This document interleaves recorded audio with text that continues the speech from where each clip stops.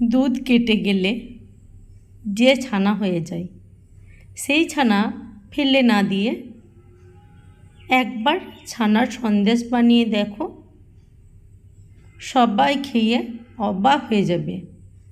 এত মজার হয় এই ছানার কেকটি। আসসালামু আলাইকুম বন্ধুরা, নতুন একটি পর্ব দেখার জন্য সকলকে স্বাগতম। ছানার কেকটা তোমরা দেখেই বুঝতে পারছো যে কতটা লোভনীয় হয়েছে। তার জন্য আমি কেক বানাবার জন্য এখানে নিয়েছি একটা পাত্র। এরপরে ছানাটাকে আমি ছাঁকনি দিয়ে ছেঁকে কিছুক্ষণের জন্য রেখে দিয়েছিলাম পানি ঝরাবার জন্য।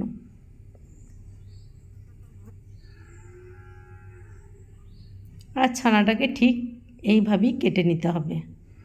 বেশি জাল করলে সেই ছানাটা খুব কড়া হয়ে যায় আর খেতে ভালো লাগে না। এরপরে নিয়ে নিলাম আমি 10 টাকা প্যাকেটের সুজি নিয়েছি হাফ বাটি, দিয়ে ছানার মধ্যে দিয়ে দিলাম। আর দিয়ে দিচ্ছি আমি হাফ বাটি চিনি।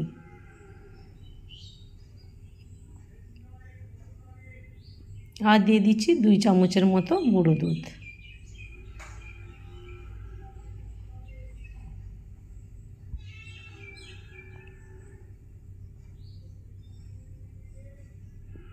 আর নিয়েছি আমি একটি আম।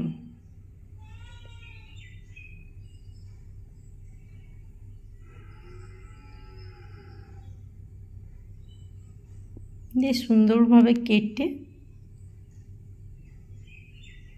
আমের মাড়িটাকে বের করে নিতে হবে।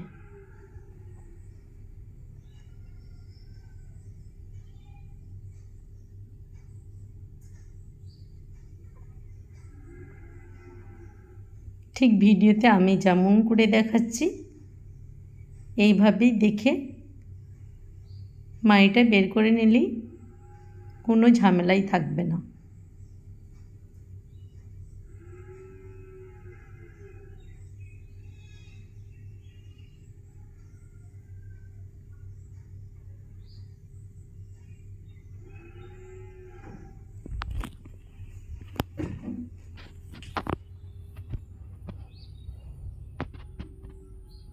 চামচের সাহায্যে মাড়িটাকে বের করে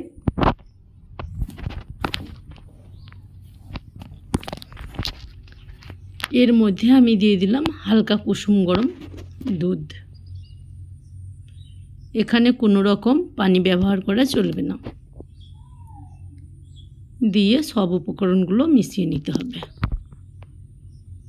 মেশানো হয়ে গেলে একটা মিক্সিং জার নিতে হবে। এই জারের মধ্যে ঢেলে একটা পেস্ট বানিয়ে নিতে হবে।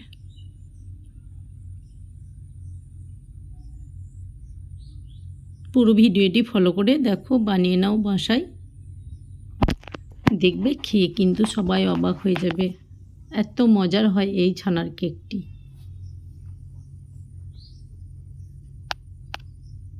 মিক্সিং জারের মধ্যে সুন্দর একটা পেস্ট বানিয়ে নেব।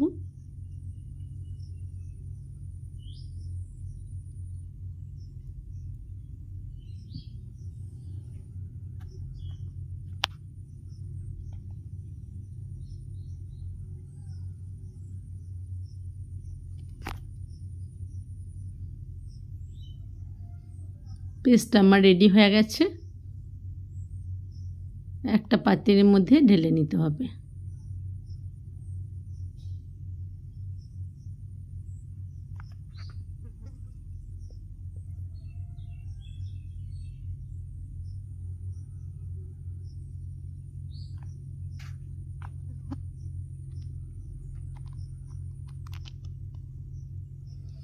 এরপরে কেকটা বানাবার জন্য আমি এখানে একটা প্লেট নিয়েছি। প্লেটের মাপ করে একটা কাগজকে কেটে নিতে হবে, দিয়ে হালকা তেল ব্রাশ করে নিতে হবে।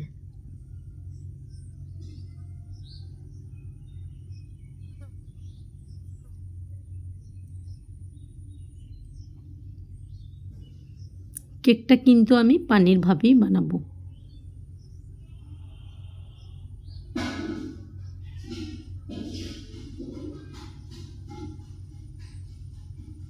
এরপরে প্লেটের মধ্যে আমি কেকের ব্যাটারটা ঢেলে নিলাম, দিয়ে একটু ট্যাপ ট্যাপ করে দিতে হবে, কোনো রকমভাবেই যেন ভিতরে হাওয়া না ধরে থাকে। এরপরে আমি যে কড়াইয়ের মধ্যে কেকটা বানাবো সেই কড়াইয়ের মধ্যেই দিয়ে দিয়েছি আমি পানি। পানোটা যখন দেখবে যে হালকা বলক চলে এসছে তখন একটা দিয়ে দিতে হবে স্ট্যান্ড। স্ট্যান্ডের উপরে কেকের প্লেটটা বসিয়ে দিতে হবে, দিয়ে ঢাকনা দিয়ে ঢেকে 20 মিনিট ধরে অপেক্ষা করতে হবে। 20 মিনিট পরে যদি দেখো যে কেকটা এখনও কাঁচা থেকে গেছে, সেই ক্ষেত্রে আরও 10 মিনিটের মতো জাল করে নিলেই হবে। আমার এখানে প্রায় 40 মিনিটের মতো টাইম লেগেছে কেকটা বানাতে। আর কেকটা কতটা সুন্দর হয়েছে দেখেই তোমরা বুঝতে পারছো। উপর থেকে একটা সুন্দর কালার চলে এসছে। আর কেকটা বানাবার সঙ্গে সঙ্গে কিন্তু ঢাকনা খুলে নিলে উপরের কালারটা আসবে না।